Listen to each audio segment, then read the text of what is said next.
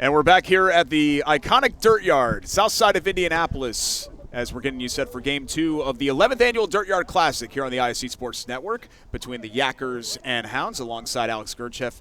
I'm Derek Schultz, and we welcome a third person to our booth. He is one of the best wiffle ball players, obviously not only in this league, but in the entire country, a two-time NWLA Player of the Year. He's Will Smithy, and Will, I joked with you, we're used to seeing you in this game. Not to rub it in or anything that you guys fell a little bit short this year, but it's great to have you up here at the Dirtyard and up on the booth for once. Yeah, thanks for having me. I'm excited to do this. This would be something I always thought would be really cool, just to put a headset on and talk about just wiffle ball. So thank you. Let's talk about that last game, and Alex, obviously we had a front row seat to it as well.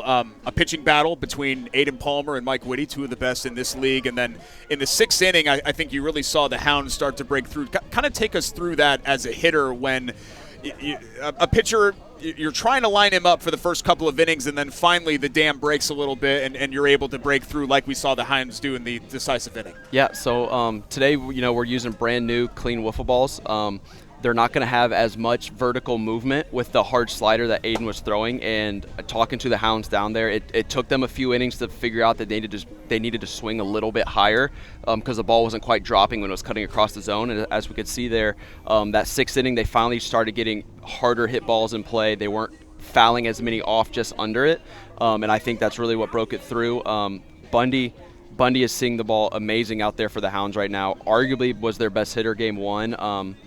Mid-season waiver pickup, and he was really the difference maker. I felt like game one, he was seeing it the whole time, and it was just once somebody else could get on his level, getting that ball in play, they were going to break through. 6 plate appearances. He reached 5 times, including obviously the game-winning 2-run single for Bundy. So that was a fantastic outing that he had. And Will, you talked about the guys down there talking, and Alex, I heard them talk about Kobe Taylor's hit, which we thought off the bat was gone. Yeah. Over Rudy Lyon's head, he came back and made a terrific defensive play. But you see the flags out there in left field, the wind blowing in. I think the ball just got trapped up in the air and stayed in the yard. Definitely. That's a hit that wind not blowing in. We usually have a second field out there in left field, and it had a chance of maybe going over that fence out there. That was one of the hardest hit balls we've seen out here in a while. Kobe Taylor has insane power. Back in college, he hit a ball farther than anybody I've ever seen at UND. So he's a dude that when he gets a hold of it, it goes over the fence. For that ball to even stay in was a minor miracle. Just thinking about it now too, I don't know if I've ever seen Kobe go oppo for a home run, and that would have been it if it. Yeah, that's actually that's a good point.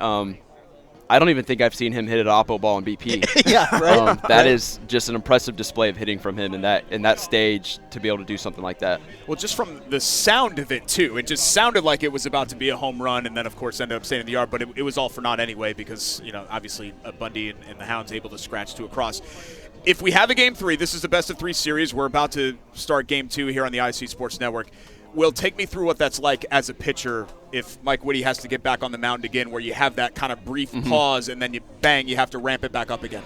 Yeah, it's depending on how you do it. If you're a guy that throws to get loose, it's going to be a little trickier. If you're a guy that you have like maybe a little stretching or some sort of a routine, you can just kind of get into it, almost trick your brain like it is a first one. You're going to be a little sore.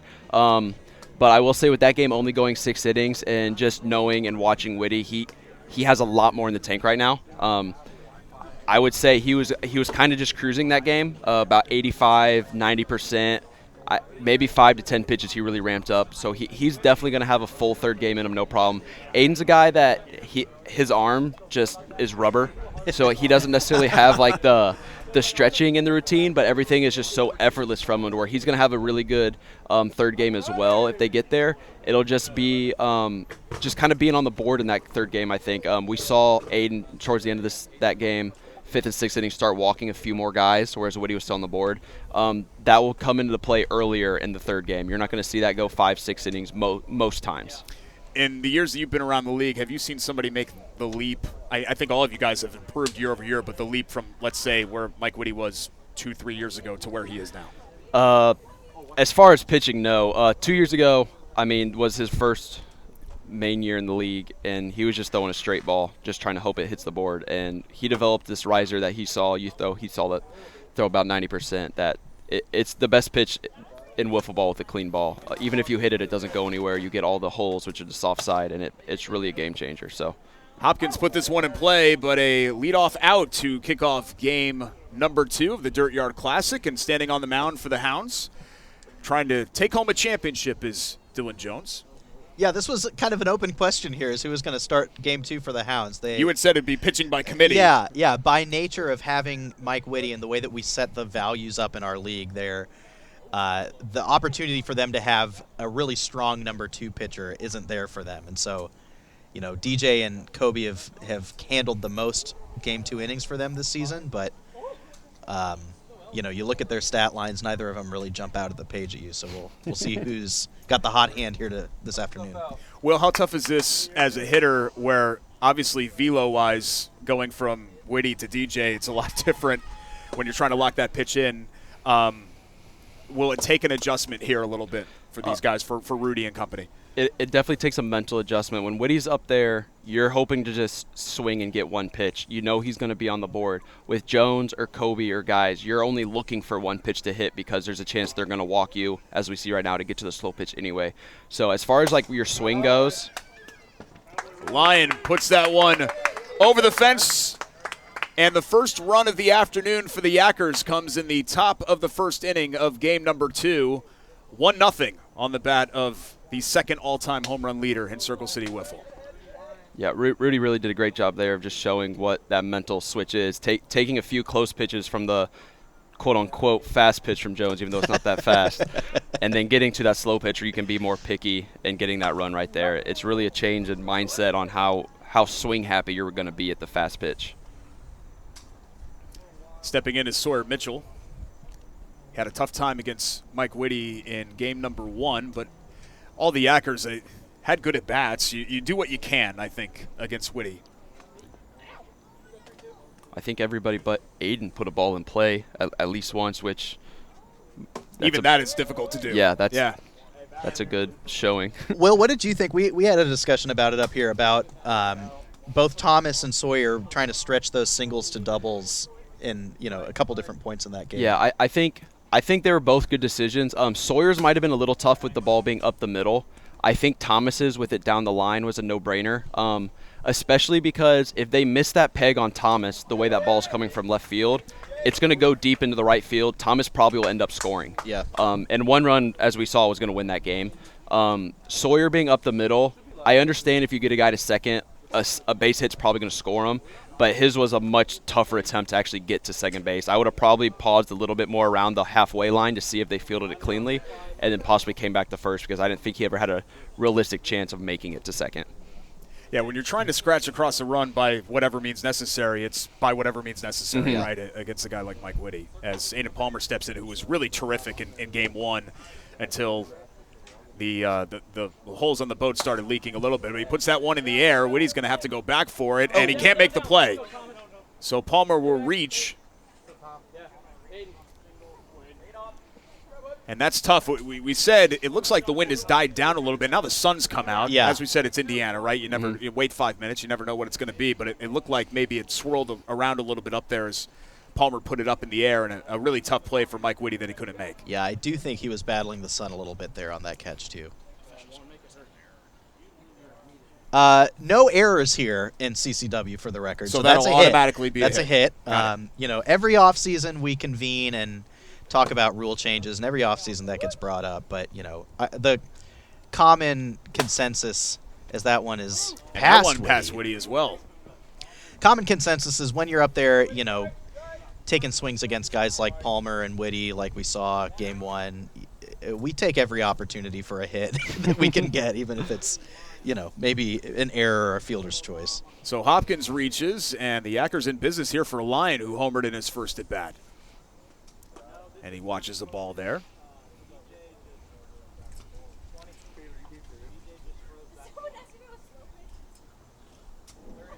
Rudy, I believe, competing in the Dirtyard Classic for the first time. Is that right, Will?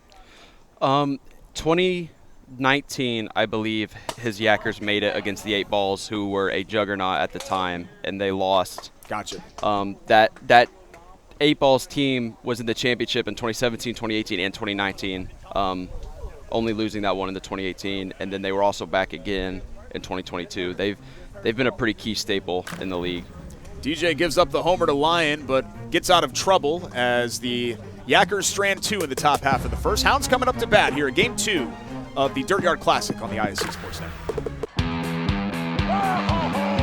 There we go, baby. Oh, my God. Race to the other end, and he punches it down. Walk in. Takes it in. Little energy. Little. Not the entire game. Touchdown. He's got it. Still going. Throws it up, and Hooks will throw it down. Back at the Dirtyard, Hounds coming to bat. They have a 1-0 lead in this best-of-3 Dirtyard Classic on the ISC Sports Network. And, Alex, one of the big, I think, advantages, if you would say, for the Yakkers is that they have multiple people that can be really effective pitchers and top-end pitchers. And certainly Rudy, one of those KG vets that you have there on the mound, he is the pitcher for Game 2 for the Yakkers as they try to keep their season alive. Definitely, yeah. The Hounds' MO, their game plan has to be win Game 1. So they checked that box because this is going to be a tough game for them here, Game 2. Yeah, Rudy is probably the best number 2 guy in the league. He's a borderline number 1 guy himself, and so compared to what the Hounds have available to them to throw Game 2, advantage definitely Yakkers. That said, these two played in a semifinals game last weekend, and the Hounds actually got out to a huge lead to start. The Yakkers eventually, clawed back and won that one, but the Hounds have shown the ability to hit Rudy in the past. So it's not a given, of course, but definitely advantage Yakkers Game 2. Lyon, a PA native who found Circle City Wiffle through a Google search. Yeah. He was working in Anderson and relocating to Indiana. And, you love to hear the origin stories. I know Will and some of you guys, you're Southsiders, you know each other, you Indy, Perry Meridian, whatever else, but to have some of the other guys that have kind of come into this league and built this family out over the last, 9-10 years, how long this league has been going. Yeah, guys from all over the place. Yeah, I similarly had a buddy when I moved up to Indy who's like, hey, have you seen this? I was like, no, but I'm doing it now, Yeah, every which way you get here. Woody steps in against Lyon, takes a strike there. Rudy is, like you mentioned, the platonic ideal of the crafty veteran. He throws like 5 or 6 different pitches. None of them are going to, light up the radar guns, but he'll keep you guessing, right, such that, you don't always have the most confident swings up there. Definitely, yeah. Rudy's definitely a guy that you have to kind of pick your pitches and sit on pitches what you want because he throws so many. They're all hittable in a sense if you're looking for it, but if you're not looking for a single one, none of them are that hittable. Mm-hmm. So I think that's a really good comp for him. It's just that crafty vet. And for people that don't play wiffle ball at a high level, they don't probably understand the mental aspects of this, of even sitting on pitches, or it's baseball basically, just with a plastic ball and a yellow bat and a smaller field. Yeah. Yeah, that's that kind of, I don't know, would you call that a 12-6 or a straight vertical drop ball that Rudy throws, especially when he's down in the count, he'll turn to that. Yeah, he throws it a little bit slower. He actually throws it like you would throw a 12-6 baseball. He grips it and spins it like a curveball. That's kind of his get-me-over strike pitch.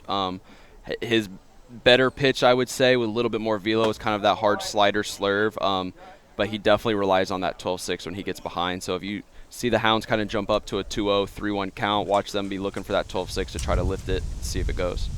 DJ trying to help himself. He is the opposing pitcher as a big wind gust comes in on that pitch from Lyon. Yeah, you can see the flags out there too. They are blowing all the way in. So, there's another strike. A pitching matchup like this, you may expect to see a high-scoring game. If you're trying to just hit it out of the park, you might be foiled like Kobe was last game.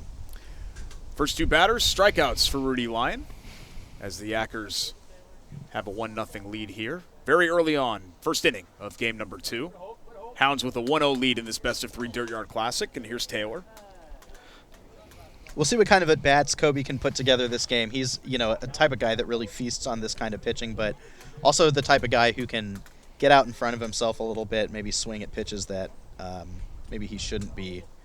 We'll see if he can stay patient and wait for the one good pitch to really take a big swing at. Kind of a tough luck game one for Kobe. I feel like he made a lot of good contact. It just didn't ultimately result in anything. But he did advance the runners with that fly out that we thought was going to be a home run off the bench, off the bat, and Bundy able to bring him in. Yeah, that's true. Yeah, there's that 12-6 ball that we were talking about too. Again, down in the count, Rudy will turn to that. And a perfect inning for Lyon. Oh, sorry, that was 2 strikes. 2 strikes. Yeah, 2 my strikes. fault. My fault. 2 strikes there, so Taylor's still alive.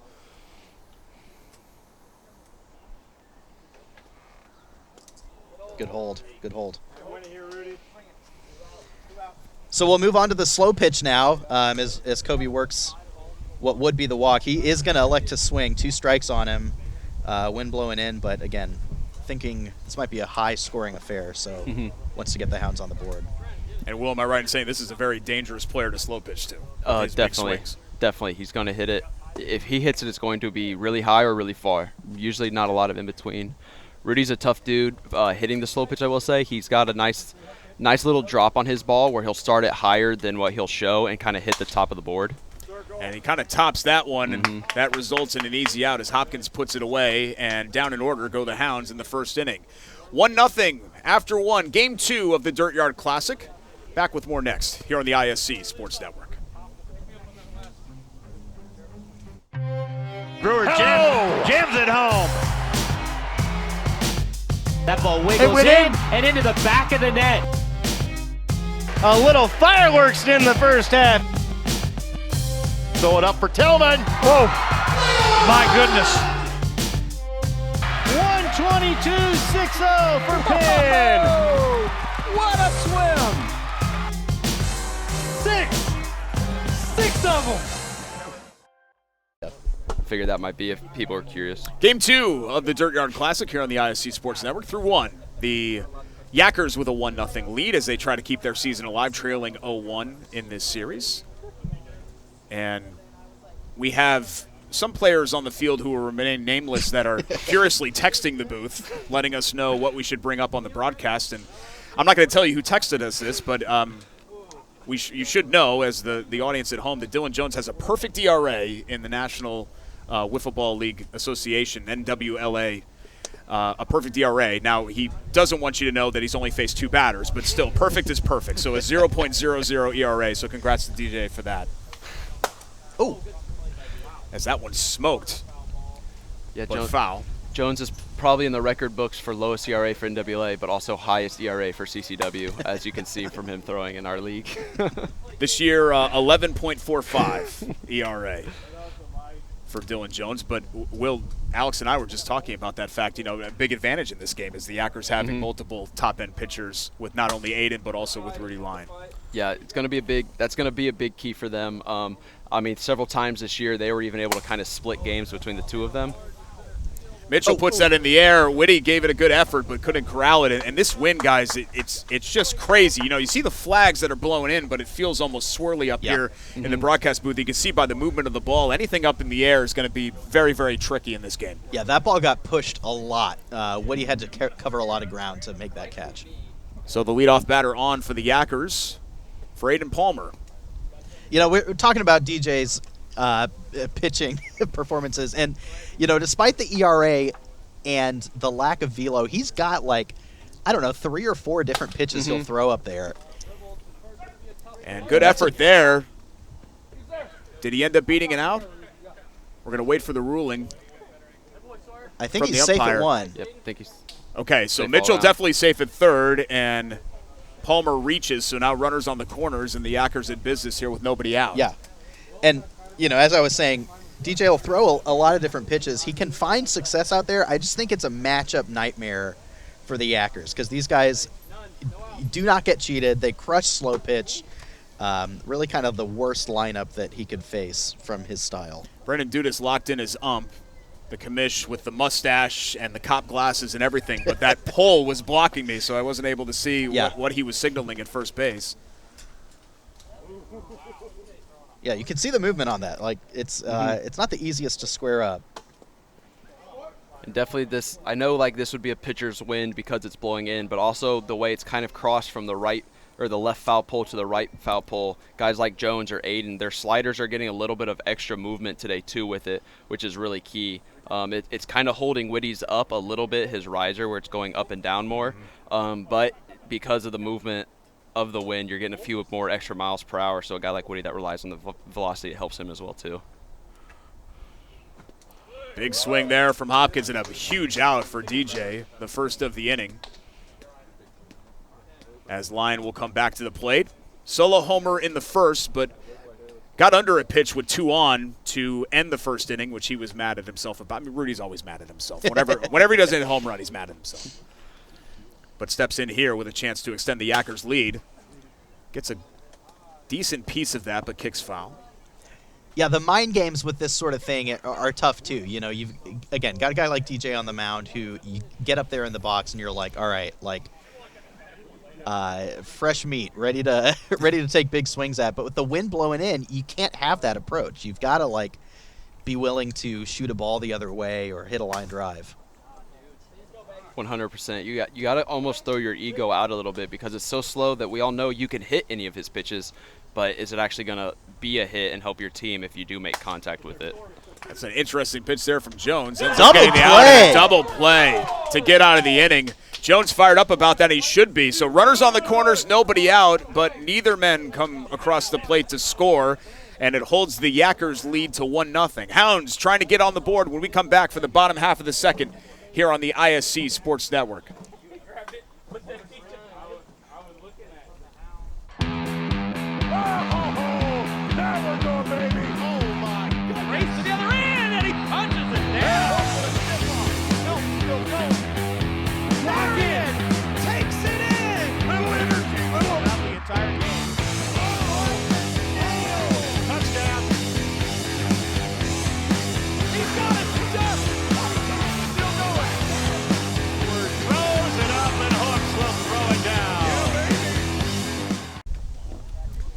And we talk about what a big competitor Rudy is, and you see the frustration with the double play. Hopefully he didn't hurt that hand. I think that was the pitching hand as he hits the pole in frustration there. But his Yakkers have the lead thanks to his bat, 1-0, as we go to the bottom of the second inning. Quality craftsmanship on that pole. Speaking of quality craftsmanship, Alex, thank you very much. You see the banner in center field for AmeriFence, this home run fence built by AmeriFence for 4 generations. They have beautified and secured the properties of Indianapolis with their custom handcrafted fencing. They work directly with mills to manufacture and fabricate fencing at their factory and warehouse right here in Indiana. See the difference a wood fence installation can make at your residence or business. Give them a call at 317-505-0447 or get a free quote now. They serve Indy and the surrounding area at AmeriFence. And the origin story there is the Speak family coming to Circle City Wiffle. Mike Sr., a competitive wiffle ball player for many, many years, and took over this league for a while. Same for his son, Mike Jr. And, you know, you talk about it's a big family, right? But you talk about the core members of the family. I think you'd put the Speak family into that discussion. Yeah, absolutely. I mean, they've done so much for the league, been, you know, meant so much for the league and what we've been able to do here. You know, put so much of their time and heart, you know, behind what we're doing. Definitely wouldn't be at the level we're at without those guys. Mike didn't get to play this year. He hurt his arm weightlifting, I believe, and was gone for the season. Definitely miss seeing him out here regularly. First time this game we've gotten the chance to see Nick Bundy, who was the hero, at least at the plate of Game 1. 6 plate appearances, reached 5 times, and had the game-winning 2-run single, the only 2 runs of the game to give the Hounds a opening game victory.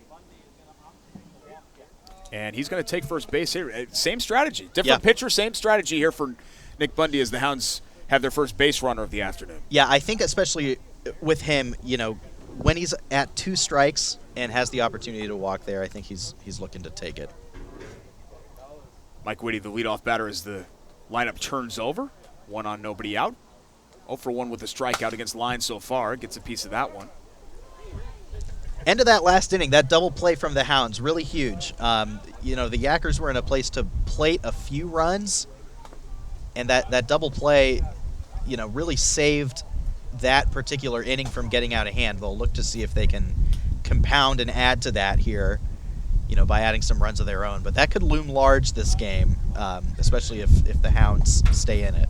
Will Smithy had mentioned to us in between innings when he was off headset that you guys just don't really see those too much as Whitty rips that one into the outfield.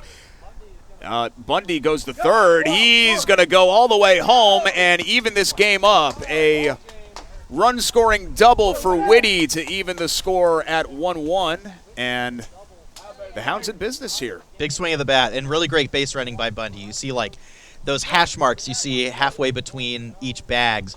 That's the line. If you're past it, you advance to the next bag. So it really does pay to be aggressive out here. Really, you just have to be more than halfway. Of course, we saw last game the Yakkers running into a couple outs by trying to be aggressive. That's the risk you run. But, if you're able to avoid the tag, extra runs like that we just saw. We've seen both teams today, really regardless of pitcher, be very aggressive on the base pass. And I think it's a testament to Rudy, to Mike, to Aiden, to the pitchers that we've seen toe the bump so far in this Dirtyard Classic. It really is the best, the accepted strategy, too, is to push for that extra bag because it's so hard to complete a peg or a soak out. Pushing for that extra bag is usually going to yield dividends. Probably the best pitch of the afternoon so far for Rudy Lyon as he freezes DJ. And there's Dudas. Locked in. Stash. He's locked in. Sunglasses. This is his dad's place. He runs the show over here at Circle City Wiffle. Taylor steps in with a chance to give the Hounds the lead with Whitty in scoring position. Both Dudas and Reed Werner are on the call here for us today. Reed working the left field line. Calling a clean game so far. I don't know if we can get through a Dirtyard Classic without a little bit of controversy. Big rip there from Taylor. Whitty will advance. Oh, and he was off the base path. A really nice play from Lyon. So a pair of double plays. Now that one much more unconventional than the one that ended last inning, but both teams with inning-ending double plays. So Whitty stranded at what would have been, I guess, third base with 2 outs, and the game remains tied at 1-1. But the Hounds scratch one across the board to even the score up here in game number 2 of the Dirtyard Classic. Back with more action from the Dirtyard next here on the ISC Sports Network. Your life is on the go. Now your viewing habits can be on the go. With the ISC Sports Network app, your team is at your fingertips. You can download years' worth of content from the ISC Sports Network library. High school, college, special events, weekly and monthly shows, wherever you find your favorite app. And you can always find out more information at iscsportsnetwork.com. Game 2 of the Dirtyard Classic here on the ISC Sports Network alongside Alex Gertcheff. I'm Derek Schultz. Thanks so much for joining us.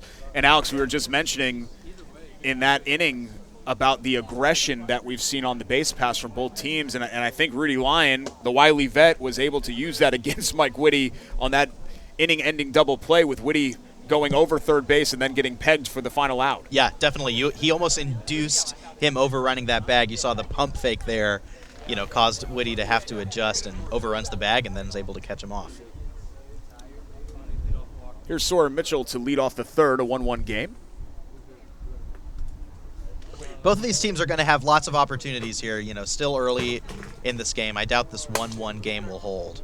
Hits it well and hard, but right at DJ for the first out of the third inning. Yeah, good play. Giving up the knees there. It doesn't feel great to go down to the knees on the turf mound there, but, it's the Dirtyard Classic. You got to do it. That one way up in the air for Palmer. Let's see if Whitty can deal with the wind. He bobbles but makes the play. So good wood on that one from Palmer on the first pitch swinging from Jones, but Whitty puts it away, and quickly 2 outs here for the Hounds. Yeah, bobbles it initially, but is able to stay with it and complete that catch. Again, half the battle with the ball getting up in the air today is just giving yourself a chance, and Mike gave himself a chance by bobbling it to himself, essentially. Yeah. As Hopkins fouls that back towards us. And it's not the worst, choice to do that intentionally sometimes. Like a ball that's up at and over your head, maybe you just kind of pop it up to yourself so you can, catch a ball with less loft on it. I don't think he meant to, but it worked out for him. It might look easy on TV, but very difficult. Ooh, as Hopkins just pushes that one foul. Great catch by the gallery out there, though. That was about 5 feet to the left from being a solo homer. Puts a good contact on that, and a really nice defensive play by Taylor. And that's a guy you don't want running into your fence. No, and we've got a little bit of a question mark here. I think Thomas is pleading that he bobbled it over the fence, but we've got the umpires convening here. And they're going to say it's an out. It's an out. So Brendan Dudas and Reed Werner talked it over, but they decided that Taylor made the put out there. We'll hold and see if we may have a replay, or here it is. Taylor going back there. He never extended over the fence, did he? Yeah, I think that's a catch. Yeah, certainly made the initial catch in fair territory inside the fence. Yeah, he did lose it over the fence there, but I think that's, what would you call that? He had already, I think, secured the ball. Yeah.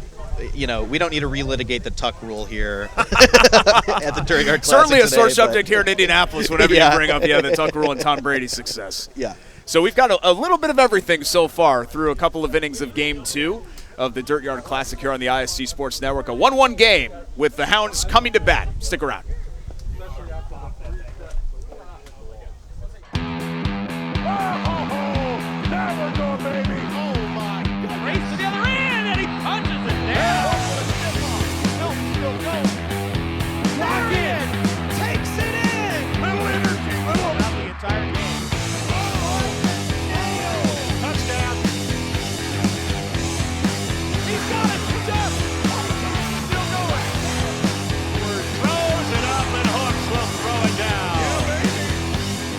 Nick Bundy stepping in here against Rudy Lyon.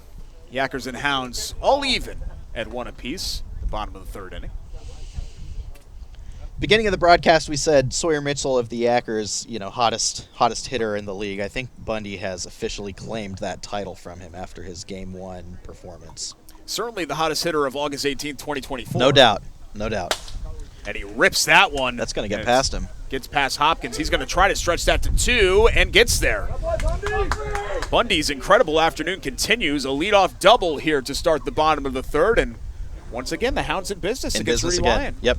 And that's why you try and push it, right? Because you saw, it would have taken a perfect throw to complete the out. That's tough to do, and he's able to take the extra bag as a result. Mike Whitty made the inning-ending out in the second, overrunning third base, but he did reach. And trying to get his teammate Nick Bundy across here to give the Hounds their first lead in game number 2. I don't know if we've got to look at it, but the way that the Yakkers are playing Mike Whitty right now is really baffling to me. He is as good at going oppo as anyone in the league. The fact that they've got Thomas playing up near second base, I would be floored if Whitty doesn't take advantage of that right now. Yeah, unless Reed Werner is going to put on an orange and blue jersey, no one out there in left is going to be making a play on the ball. And with his wheels, he hits a ball out into that gap. That may as well, be at least 3 bags easy. Whitty taken all the way at 3-0, but Lyon hits the board for a strike. That one sails over a little bit. Into a slow pitch chance. Am I right in saying, Alex, pretty much any hitter in this league in a slow pitch chance can do a lot of damage? Absolutely. Yeah. Obviously, the elite guys are going to have a better chance of doing so, but the great equalizer is the slow pitch. Anybody can go yard.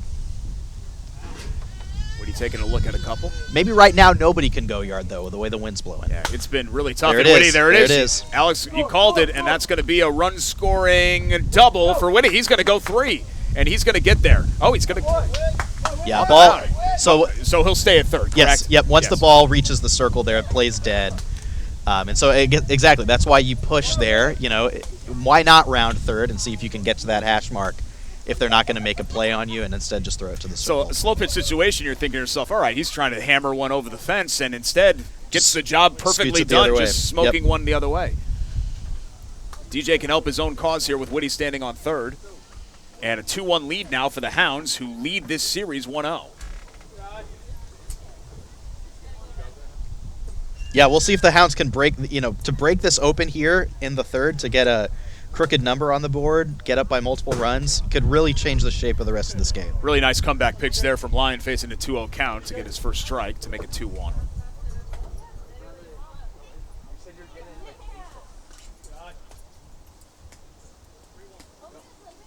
Hounds very disciplined at the plate, which is tough to do against Lyon because he's so crafty with so many different offerings. Puts that one in play. Lyon tried to dive for it, can't make it, and that's going to score another run. Jones takes a huge turn at first and will retreat, but that makes it a 3-1 game. Yeah, another piece of clutch hitting for DJ and the Hounds. Yeah, good piece of hitting there. He went with the pitch. You saw it. It was going to hit the outside of the zone. Just scoots it the other way for a run-scoring hit. Great effort there from Lyon, but not a lot you could do with that ball. Yeah, very tough play. You saw Sawyer try to kind of flip it, hit it off the ground. Would have taken a perfect, I don't even know what you call that. He's hitting the ball. He's not throwing it, he's hitting it. Sure. Two big swings from Kobe Taylor, and he's in an 0-2 hole. Still no outs here as well with a couple runs already through.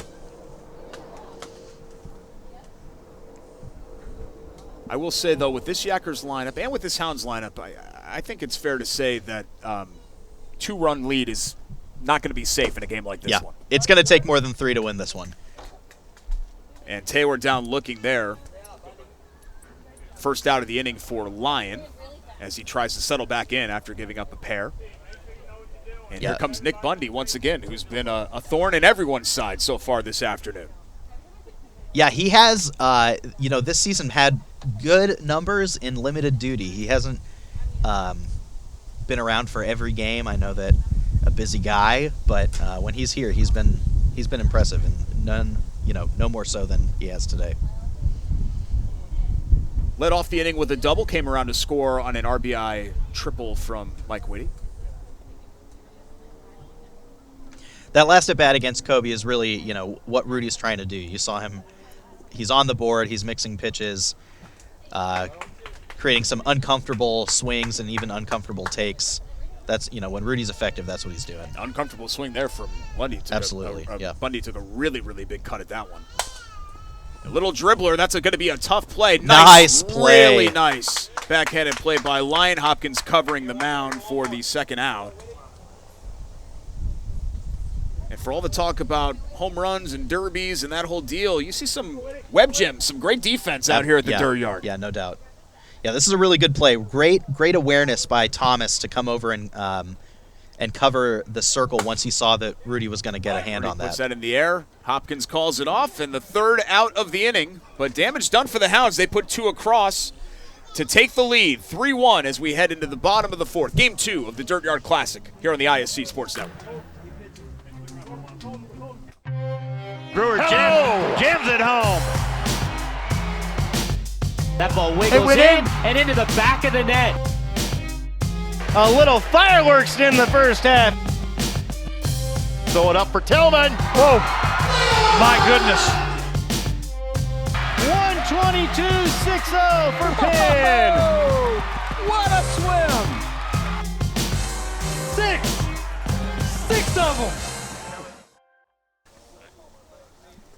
See Dylan Jones taking some practice pitches here as he faces this Yakkers lineup once again. The Hounds wearing those gorgeous throwback creamsicles. New jerseys, as you mentioned, Alex, this year for the Hounds. And if you're looking to get new jerseys, apparel of any kind, talk to our friends at DH Apparel. They are part of the presenting sponsor group here for the Dirtyard Classic on the ISC Sports Network. Gear up with style thanks to DH Apparel, the masterminds behind the threads that make Circle City Wiffle look and feel cool. Whether you're swinging for the fences or just trying to look sharp on the sidelines, DH Apparel has absolutely 100% got your back. Call 812-797-5739 and tell them CCW sent you, because if you're going to strike out, at least do so in style with DJ Apparel. Rudy Lyon ran into some trouble at the beginning of the last inning, but quickly got himself out of it. But now he and his Yakkers facing a 3-1 deficit in the top of the fourth. And they're down 0-1 in this series, so it's getting to do or die time here, Alex, for the Yakkers to It keep this is. season alive. Yeah, the Hounds, now, 9 outs away from a back-to-back championship. Of course, having won last season, we went into this almost not riding off the Hounds, but really giving the edge to the Yakkers. But they're in a good commanding spot right here. With his power, I know that we've been talking about the wind. Are you at all surprised that Rudy decided to opt for first base there instead of taking some slow pitch? Yeah, I am actually. I think that as Sawyer flies out, that'll be a can of corn for the pitcher. I think the thinking here is, force DJ to throw strikes. If you can string some walks together and put him in a place where a home run or an extra base hit does a lot of damage all at once, maybe you break through that way. But yeah, chasing 2, a solo home run doesn't tie it. Maybe you take the base. We'll see how that strategy plays here. Interesting juncture of the game at 3-1. Yeah. Yeah, this is a huge inning for both teams. I think the Yakkers, they feel like they've got to bounce back and put something on the board here to keep this from getting out of hand. DJ trying to put it on the board as Aiden Palmer steps in. There's our GoPro on the strike zone. And he's going to opt for the walk as well. Yeah. So you mentioned putting the pressure on. This is one of the big pressure situations we saw Jones get out of it in the first. Runners on the corners, then you had the double play to get out of the inning, but now first and second with 1 out for Hopkins, who made the final out of the last inning for the Yakkers. That's James Hayworth out there on second base. He's pinch running for Rudy. Another league veteran, bounced around a little bit. Glad to see him out here today. Different type of velo going from Whitty to Jones for sure, but Jones has been effective thus far. Yeah, the Yakkers have gotten very patient at the plate. That's the 3rd walk this inning now. Now the bases are loaded for Lyon. Definitely a directive. I imagine that Rudy or Thomas or both of them have a chat before this inning and say, hey, let's make him throw strikes, right? Yeah, because otherwise you walk guys like this. Now we've got bases loaded, 1 away. I mean, for the most part, am I right in saying Jones is pitching to contact, right? Yes. He's trying to get them to put the ball Certainly. in play. And Yeah, certainly. I think a smart move. We were questioning it originally, but that's why Rudy Lyon's smart and we're dumb. Yeah. Yeah, the first few innings, too, they were up there ready to swing. They were, swinging at balls that were close, and they've gotten very patient this If you inning. can get in a slow pitch situation here, you're sent up for a grand slam. There you go. Lyon loads up, and that's going to score at least 1. That's going to tie the game. Big hit there from Rudy Lyon. And we got a 3-3 ball game and a brand new one here with 1 out in the top of the 4th inning. Big swing of the bat. Yeah, we were saying it. They felt like they needed to push some through this inning, and now they've done so with, the chance to do even more. Still only 1 gone, runners at the corner. Lyon takes the walk, and that run comes around to score. That one up in the air to Whitty. It puts it away, trying to tag. Throws that one past. Hopkins is going to score, and back in the lead of the Yakkers. Safe. Does he get to 30 safe? The bag is – he's came off out. the bag. Reed Werner signals him safe. Mike Whitty having some fun with that one with the third base bag getting dislodged. So now the Yakkers back in front. They jumped out to a 1-0 lead and have rallied back 4-3. Great job from Reed there to stomp on that bag, get it back in. Great performance. Well, that was a hard slide there. Indeed it was, yeah. Hayworth, again, a good swing by Connor. Connor Smith coming in, taking his first at-bat of the series. Jones gets the 3rd out from the fly out for Connor Smith. But the Yakkers back in front, 4-3. We're through 4 here. Game 2 of the Dirtyard Classic on the ISC Sports Network.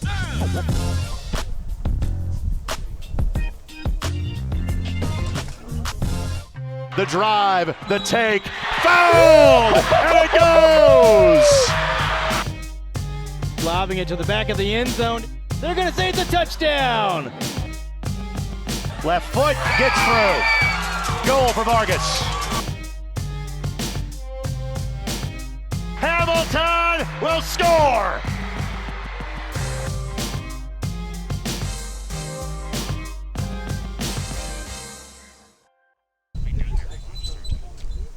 Welcome back Game number 2 of the Dirtyard Classic here on the ISC Sports Network. Alongside Alex Gerchiff, I'm Derek Schultz. And Alex, you're a veteran in this league. You've been through a lot of playoff games yourself, both as a viewer and as a player. And we see some great action to get here to this best-of-3 series for the championship, and some great plays as well from earlier games, and some great individual performances from guys like Mike Whitty, who are performing this afternoon. Yeah, and the Hounds, they had to get through a gauntlet of a double elimination series to get here, and wouldn't have even had a chance here to repeat at the CCW championships if not for a 16-inning marathon game against the Moonshots. We have this queued up, and you'll see this force out or this tag play made on the out at home. To set this up, we're in the bottom of the 12th at this point. We've played 6 extra innings, 1 out, runner on third, and the Moonshots can win the series here and effectively catapult themselves to the championship. But instead, this fly out, you see the catch by Bundy, the throw to Whitty, and the tag. Just an insane, improbable play that catapulted them here to the Dirtyard Classic. This is going to nauseate our game director, who is a certified New York Yankees hater and Baltimore Orioles diehard fan, and Jordan Shue, but it reminded me a little bit, the Whitty play, like Derek Jeter on the relay in 2001 against the A's to get Jeremy Giambi. Yeah, a clutch defensive play. It took the catch and the throw by Bundy, but then Whitty being in the right place to flip it and make the out there. So if it doesn't happen, it's a their walk-off. Season's over. If it doesn't happen, the Moonshots Incredible. walk it off, and they're very, likely looking at being the team out here instead of the Hounds. Well, put a pin in that, because we'll bring it up again, I'm sure, if the Hounds end up winning this series. But yeah. They're trailing now 4-3 as Jones steps to the plate against Lyon here in the bottom of the 4th. Jones has worked this into a full count. And that one off the board. He's going to take the walk as well. Yeah, giving the Yakkers a bit of a taste of their own medicine here, taking this leadoff walk. So we've seen 7 or 8 slow pitch situations, and I would say 5 or 6, Alex, have resulted in opting for walks. The wind, a lot of factors at play, right? But the wind's certainly not helpful for some of these big hitters, including Taylor, who steps to the dish now. Yeah, the wind's definitely the biggest part of it. It's almost become kind of like a staring contest now, too, right? Like, who's going to be the first team to choose to take that slow pitch and really do something with it. Does that help the Yakkers in the sense that if we're just talking from a power standpoint, or does that help the Hounds? Because from a power standpoint, that the Yakkers with the power numbers a little bit better, even though, of course, the Hounds have some powers too. I think it does. Yeah, I think it gives the edge to the to the Hounds. Yeah, the Yakkers are going to be able to hit the ball out of the park really at any point. But yeah, the Hounds getting that little extra incentive to get a big inning, I think is big. Taylor puts that one in the air. That's deep. And wow. What a terrific play by Mitchell to get the out. And Taylor back to the dugout dejectedly because he knows he just missed one there. I thought that was leaving the yard. Now, we talked a couple innings ago about Whitty's kind of hitting it up to himself. I think that was intentional by Sawyer out there to use one hand to keep it in the yard and then the other to secure the catch. But right center, part of the deepest part of the ballpark, you look out there, center, it's 102 straight dead, and then 97 feet to left center, and right center is 95, and he put it right at that 95 sign, basically. So that's a very deep part of this park. Yeah, you'll see a lot of home runs in that that cutout there where the fence starts to get higher. Just missed it there. I just think anything that you're putting up in the air today, you're going to have a hard time No doubt, yeah. with this wind, which is now kind of blowing back in our faces again, maybe skirting a little bit to right field. A little left to right, yeah. Yeah, last weekend we saw similar stuff. The ball really did start to carry out to right field after a while. We'll see if it takes that, that makes that change here too. That one just misses the board from Lyon as Bundy gets the count to 3-2.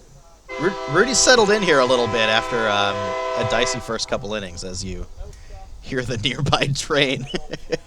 We're on the other side of the tracks here on the south side of Indy. About 5 miles directly south of Lucas Oil Stadium. Big swing and a miss there from Bundy as Lyon secures the second out here of the bottom half of the fourth inning. And Mike Whitty will step to the dish once again. Whitty's had a few good at-bats here against Rudy, seeing it well.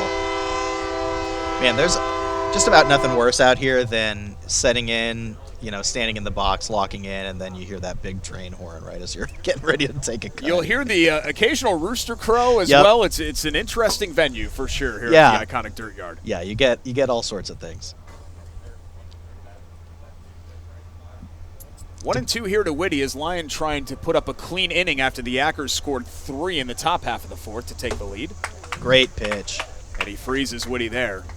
Strike number 3, and that'll do it for the bottom of the fourth. We head to the fifth, a 4-3 lead for the Yakkers trying to keep their season alive, trailing 0-1 in the Dirtyard Classic here on the ISC Sports Network.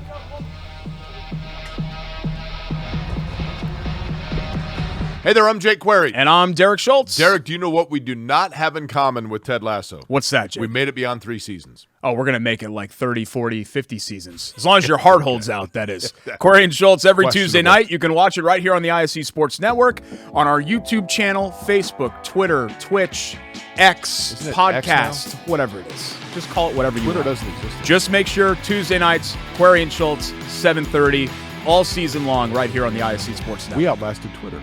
We did.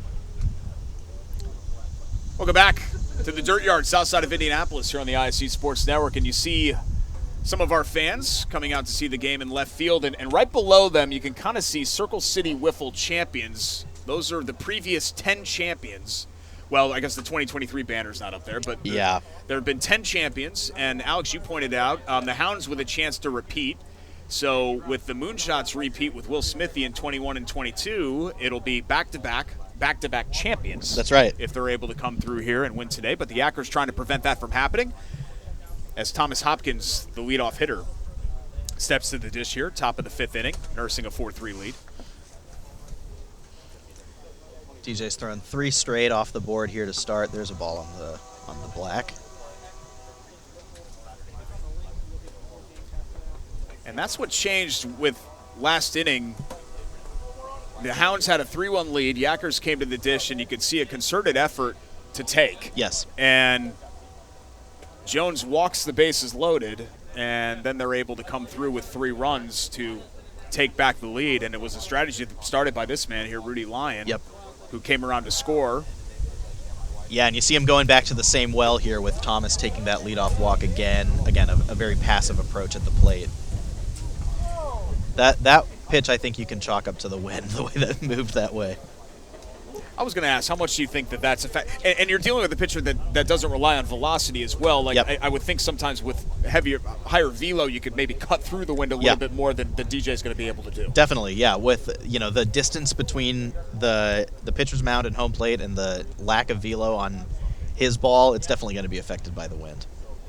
And a pair of walks here to start the fifth inning. Looks like we're going to have a pitching change too. Kobe Taylor's going to get a crack at this one. Kobe with similar numbers to DJ this year on the bump. 1-5, 12.29 ERA. Which doesn't sound great, but in a league like this where, the Mike Whitty, Aiden Palmer pitchers duels probably aren't as commonplace as what you saw from game number 1. You see a lot of 9-7 games, 8-6, whatever else. Yeah, there's a wide disparity between those elite guys that we saw game 1 and the rest of the league. It's a really tough thing to do, to throw a wiffle ball for a strike. It doesn't move necessarily very consistently. It's tough on the arm, throwing something that weighs so little, surprisingly. But yeah, Kobe's going to give you a different look from DJ. DJ is pitching to contact. He's going to be on the board, for the most part, pretty consistently, not necessarily the last couple innings. But Kobe throws with more velo. His pitch actually moves pretty well. His trouble all year has been finding the board consistently. So I imagine the Yakkers' approach is going to be pretty similar here, trying to wait out for a lob pitch. Today's broadcast here on the ISC Sports Network, brought to you by our friends at Perfectly Manicured Turf Lawn and Landscape. They're Greenwood's one-stop shop for all things landscaping. Founded in 2015, PMT has always been dedicated to making lifelong relationships with their customers. In their industry, it's very common to only care about the customer for the season, but they say no to that mindset. 24/7, 365. They value their customers, and they hope to serve them for many years to come at perfectly manicured turf, lawn, and landscape. Some great sponsors making this league possible. I know you guys pay league dues as well, but really what fuels this league more than sponsorship dollars is just love of the game. You guys Absolutely. love being here, the camaraderie. Yep. You can see it. You don't have to hang out with these Circle City Wiffle guys for very long to realize the genuine love and that they have for each other. And obviously, on the diamond, it's competitive, right? You guys want to win, but cracking beers afterwards and joking on each other. Great group of guys. Yeah. This is one of the coolest things, if not the coolest thing I've been a part of as an adult out here. It's, next level stuff. The stuff you dream about as a kid, being able to come out and play, a backyard game at a high level. It's been a dream come true. Sawyer Mitchell made a fantastic defensive play on a Kobe Taylor flyout in right center last inning. Taylor trying to get him back here in this matchup as the count goes to 3 balls. There's a strike. Big pitch there from Taylor. Important to note that our counter is, we have a baseball graphic, right? Yeah. So our counter does not get up to 4. But a big strikeout there from Taylor as Mitchell down. Fired up already. Kobe's one of the more vocal guys out here.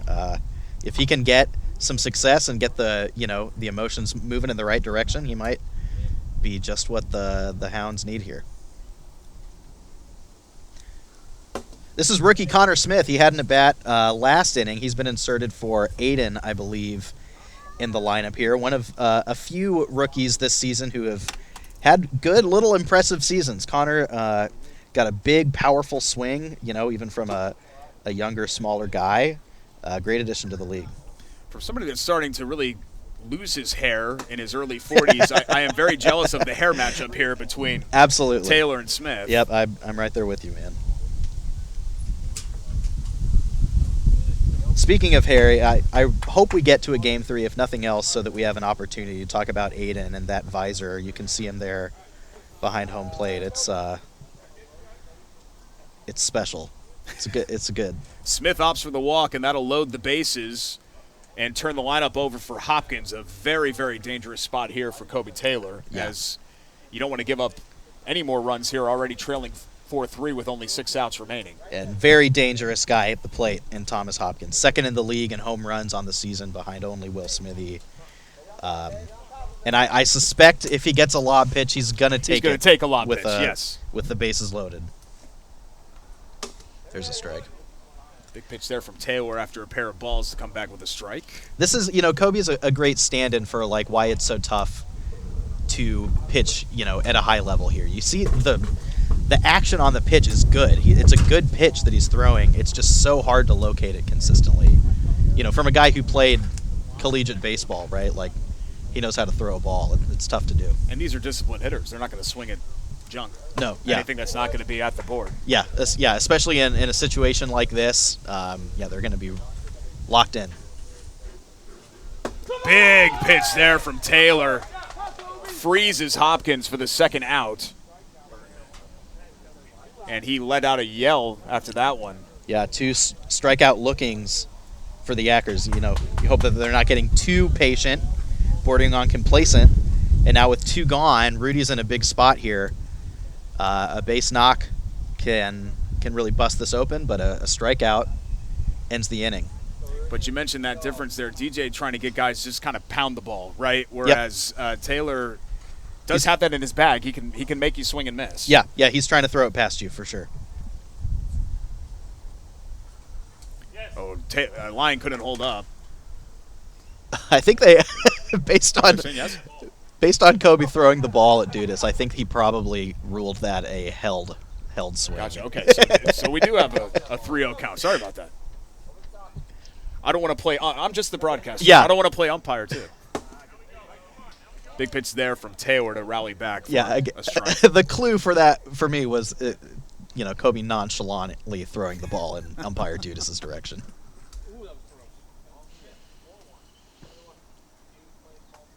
This is technically his house, or at least his dad's house in his field. Yeah. He can take the ball and go home at any point. Rudy's going to decide to just take the run here. And in a 3-1 game, I think maybe a different outlook than that decision there. 4-3, you take the run. Yeah. Make it a 2-run game. Keep the bases loaded. Yeah, they're going to keep putting the pressure on. They're going Plus 2 outs. Yes. Yeah. Yeah, they're daring Kobe to just throw strikes at this point, right? With the approach that they're taking. Yeah, I think they're content at this point to say we'll just take those walks and tally one at a time until you prove that you can throw enough on the board to make us do otherwise. Big at bat here for Mitchell as he was down on strikes earlier this inning. One of the 2 outs so far, but he can really break this game open here. Just missed right on that top one. of that pitch, hit it up towards Rob Lynch. Kobe way ahead now, 1-2 count.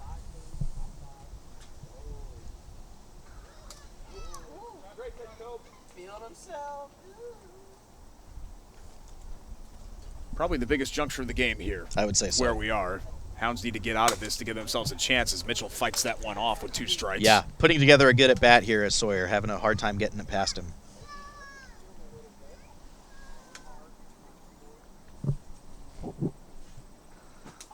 There's the Big strikeout. swing and mix. And Taylor limits the damage to a run, but the Yakkers extend their lead. 5-3 as we head to the bottom of the 5th. Hounds coming to bat. Game 2 of the Dirtyard Classic here on the ISC Sports Network.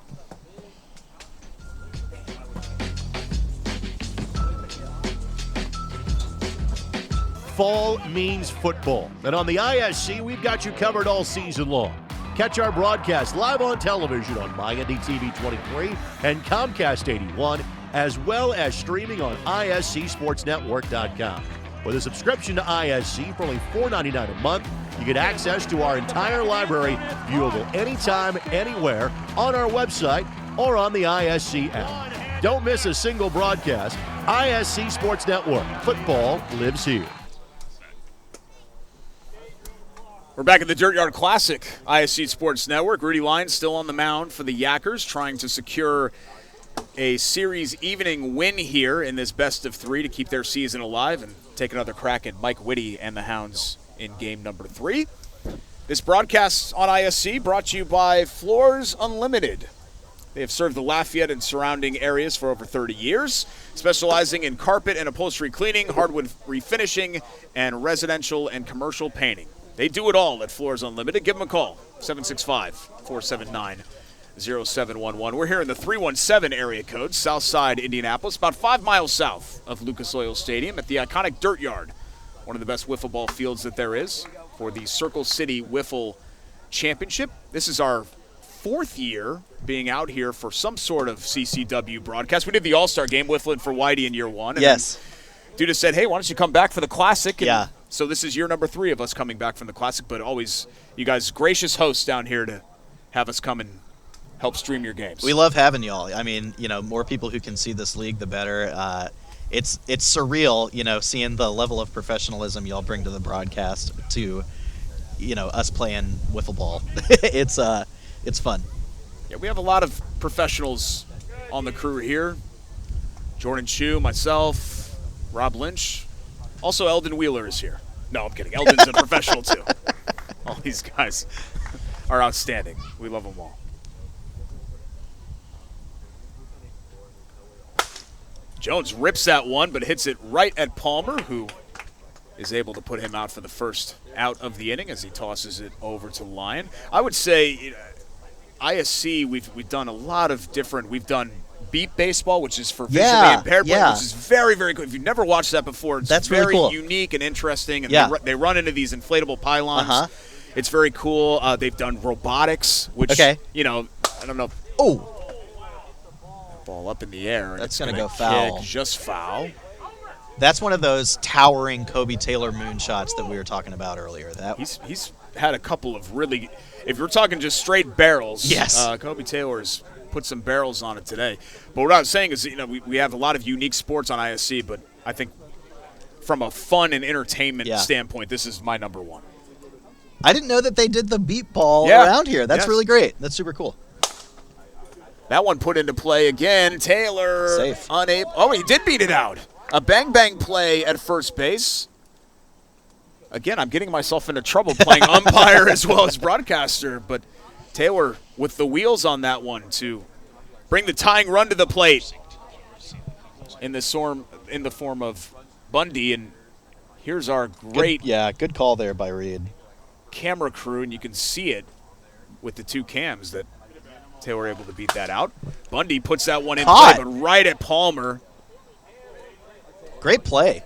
Catches that off the shoestrings. Well, off of the toenails maybe in Aiden's case. Hounds making some good contact, though, in this inning, really squaring up line, but a terrific defensive play.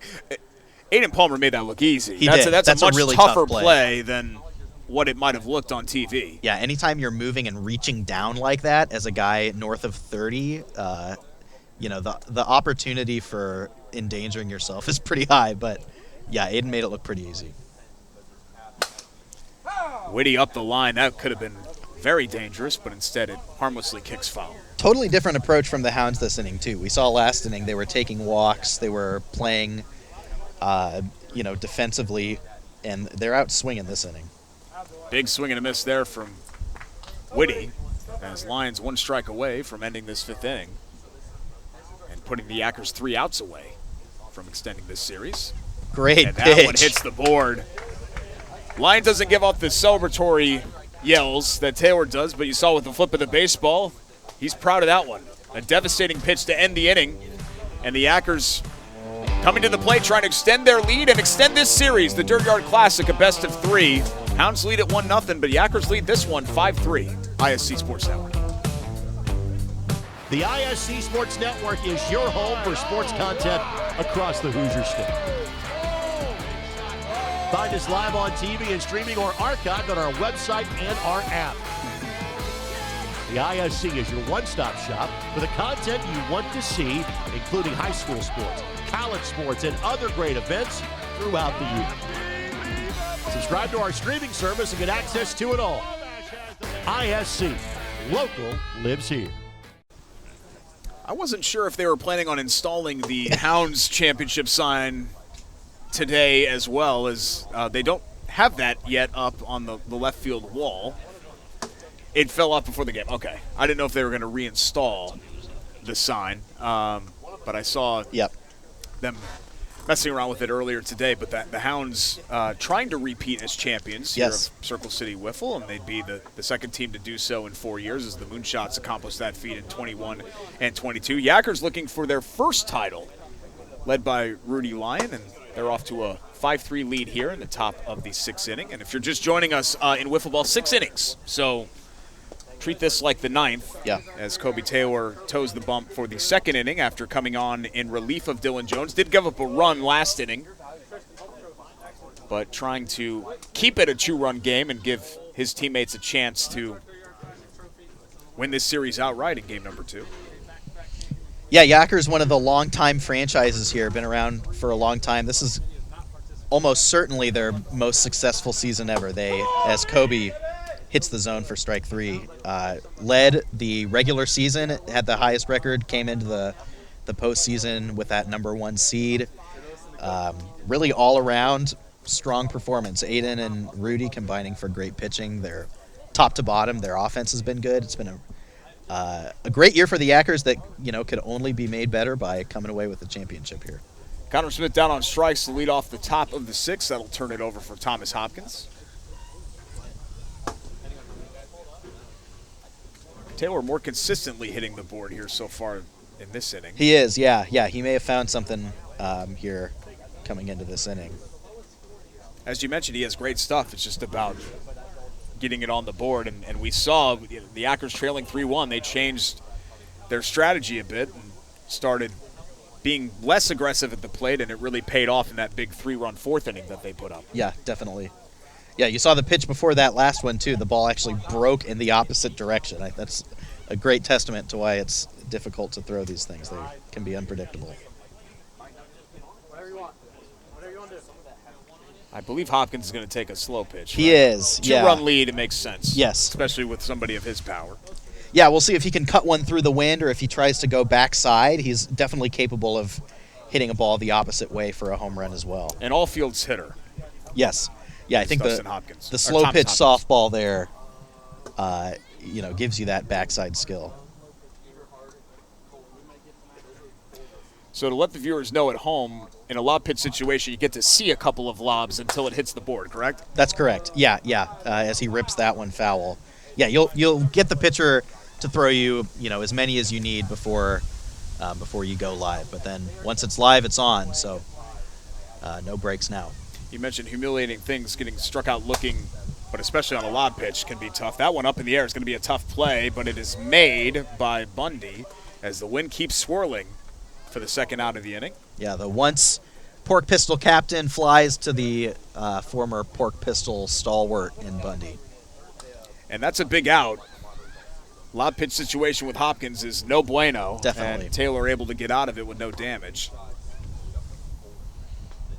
And that brings up Rudy Lyon. Yeah, these games have had a different shape than what we're used to. I think, again, the wind and the conditions playing a huge factor, but you're used to getting into these slow pitch opportunities. Certainly not automatic, but a lot of power. I think we've seen one slow pitch home run. It was Rudy's, and that's it. And that was in the first inning. That was the second at bat of game 2 here. Yeah, that's right. Yeah, a lot more manufactured runs, small ball, taking walks in the Classic this year. Taylor with great movement on these pitches, just not able to hit the board. That one does, though, to push it to a full count. Lyon puts that one up in the air, but right to Taylor. A 1-2-3-6 inning. Hounds coming to bat. Yakkers trying to keep their season alive as we head to the bottom of the 6th. Game number 2 of the Dirtyard Classic on the ISC Sports Network.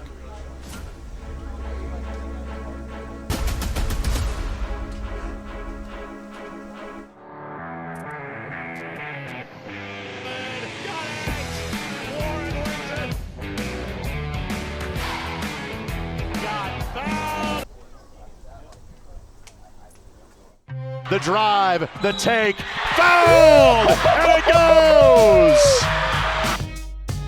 Lobbing it to the back of the end zone. They're going to say it's a touchdown. Left foot gets through. Goal for Vargas. Hamilton will score!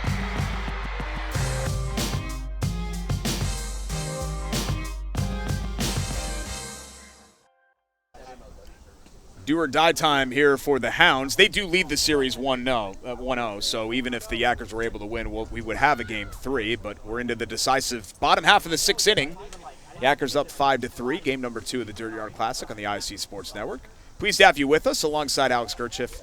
I'm Derek Schultz, broadcasting live here from the beautiful Dirtyard on the south side of Indy, and I was mentioning to Alex what a gorgeous day it is. The wind's not great for wiffle ball, but it's great if you're a guy who sweats a lot like me. Yeah. And we're under a canopy here in the broadcast perch behind home plate, and it's nice and breezy, and It's perfect. I don't know, mid to high 70s maybe. Yeah. And our pals Jordan Shue and the rest of the production crew in the ISC truck. It's a jet black truck, so any sunshine at all makes that thing a little bit of a microwave, and they're not having the same temperature experience that we're having up here in the Dirtyard. Yeah, those guys were out here early this morning working hard, too. Long day. Dylan Jones stepping in against Rudy Lyon. Lyon and the Yakkers 3 outs away from forcing a do-or-die game 3 in this best of 3. That one's off the board. Yeah, if you're Rudy and the Yakkers here, you just got to pound the board. Make them beat you on the fast pitch with a lead, and gets the chase there to strike out Jones. But, you don't want to find yourself in a tough spot after allowing walks or slow pitches. Just keep throwing strikes.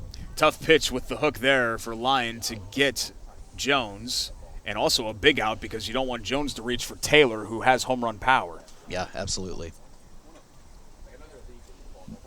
Takes a ball there. Yeah, Kobe would love nothing more to run into one here with, throwing a couple strong innings out there on the mound, solidify it with work at the plate, too. That one just catches the outside of the zone.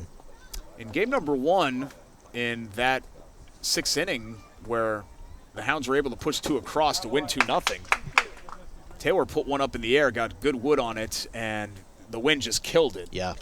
But that moved the runners over to 2nd and 3rd, and then Bundy was able to bring them in. Great pitch. As Taylor down on strikes, and speaking of Bundy, who was the hero in Game 1, he'll try to extend this game here with 2 outs in the bottom of the 6th.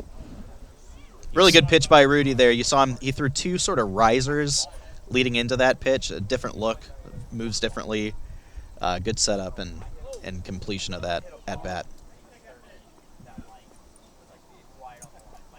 Bundy in game number 1, 6 plate appearances, reached 5 times, had the game-winning 2-run single. A little bit of a tougher nut to crack here in game number 2. Had a leadoff double. But that's been about it. Hounds briefly led 3-1 before the Yakkers came back. Put that in play. It is going to kick fair fair. ball. Hits the bag at third. So the tying run will come to the plate in the form of Mike Whitty for the Hounds.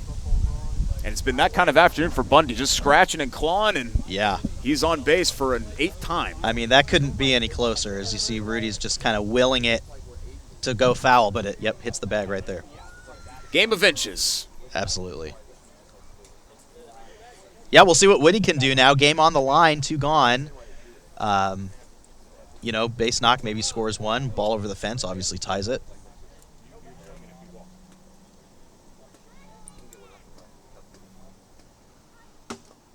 Lyon comes back with a big strike on a 2-0 pitch. Whitty swinging. Lyon really nice play. Dives to the mound, and the Yakkers take game number 2, 5-3 to force a decisive game 3 in the best-of-3 Dirtyard Classic. Rudy Lyon, maybe not his best stuff in this game, but he battled throughout as the Yakkers come back from a 3-1 deficit, and Lyon goes a complete game and caps it with that fantastic defensive play to get one of the fastest players in the CCW in Mike Whitty for the decisive and final out. We'll be back with game number 3 between the Yakkers and Hounds. It's been all that has been advertised here, the 2024 Dirtyard Classic on the ISC Sports Network.